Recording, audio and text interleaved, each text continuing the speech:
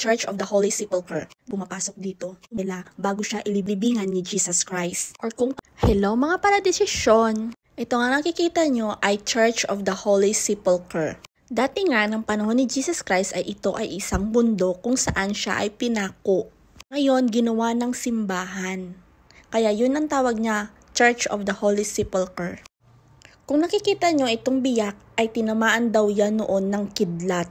So pagpasok nyo nga dito sa entrance, sa right side niya may paakyat dyan na maliit na hagdanan, sa taas niyan ang crucifixion ni Jesus Christ.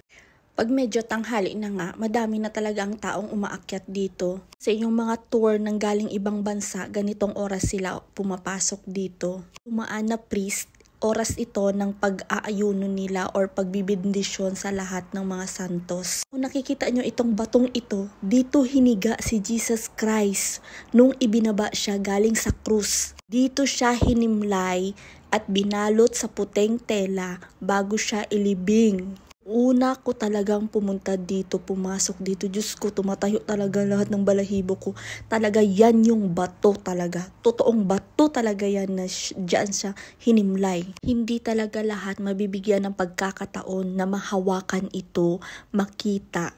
Imagine, 1,000,000 years nang preserve itong batong ito.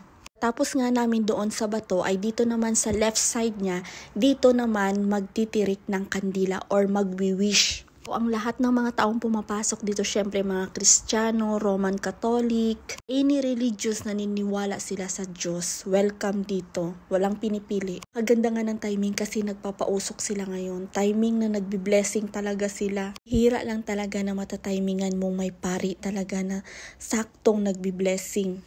So dito nga kami magtitirik ng kandila, magwi-wish. Pagkatapos nga namin magsindi ng kandila, itong side naman, o nakikita nyo yan sa gitna na square, dyan po sa loob ang libingan ni Jesus Christ. Or kung tawagin is Tomb of Jesus. Sa harap niya naman, dyan po nagpipray ang mga pari. Ganyang party po sa harap, medyo may privacy po talaga dyan kasi nandyan po nag-aayuno yung mga priest. Sa Tomb of Jesus, pwede pong pumasok, magpila ka lang, papasok ka talaga sa loob niya kung saan talaga hinimlay si Jesus Christ. At ganyan po siya, yan. Kaso bawal nga pong pumasok. Dito naman makikita nyo ang haba-haba ng pila pa loob, yan, sa loob ng Tomb of Jesus Christ. Pila ka lang po. Pinga ng tita ko, ilang beses na rin kaming pumasok dyan. I-try naman namin dito pumasok sa ibang area. Kasi minsan po, close. Kasi under renovation po talaga ang simbahang ito. Lagi nilang inaayos, laging nire-renovate nila. Lahat po ang nakikita nila, pinipreserve nila. Bilang tito ko, pumasok kami dito. Dito naman yung Tomb of Mama Mary. Na timingan talaga na bukas. Kasi pag umakyat po kami dito, mga alas 8 ng umaga, close pa po ito. Minsan open naman. Pero pag ganitong oras, mga alas 9, alas 10 na ng umaga o alas 11, lalong bukas po sila. Kasi lahat po na nga ng tour, yun yung oras nila na pumupunta dito. Yan po siya, yan. Ganyan po yung itsura niya. Bawal na bawal pong mag-ingay. Pong mag-pray dito ng mataimtim, bawal magkwentuhan, or pwede naman mag-usap pero dapat tahimik lang. Pero sa totoo lang, pag pumasok ka sa ganitong simbahan, grabe, ang tahimik talaga kahit ang dami-daming tao. Grabe, napakatahimik, no? Parang, alam mo, parang kahit hininga mo, dapat hindi maingay. Alam mo yung ganun? Next naman nga ang pinuntahan namin ay ito yung nakita din naming bato.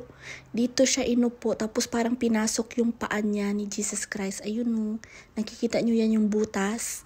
Pwede ka di magsulat sa papel, mag-wish, ganun, kung anong hinihingi mo, desire mo, pasasalamat. Yan talaga yung bato noon. Pero kung nakikita nyo, na-observe nyo, medyo malaki na yung butas niya. Sa katagalan na ba guys, ilang years na yan na pinipreserve. Di talaga yan ginagalaw. Puro may times lang na nililinis nila pag madami na yung papel dyan na nakapasok. Pero tingnan nyo, ganyan na ganyan pa rin yung bato noon. Ang binago dyan, ganyan talaga siya. Imagine, nakikita mo yung mga ganyan. At next nga, pumunta naman kami sa other side. At ito nga na daanan namin. Tingnan nyo kung gaano sila mag-preserve. Yan yung bato pa during Jesus Christ. Diyos ko, tingnan nyo yung mga bato na ito. Alam niyo, sa totoo lang, iba talaga pala nung unang panahon yung mga bato. Tingnan nyo siya, o ganyan siya.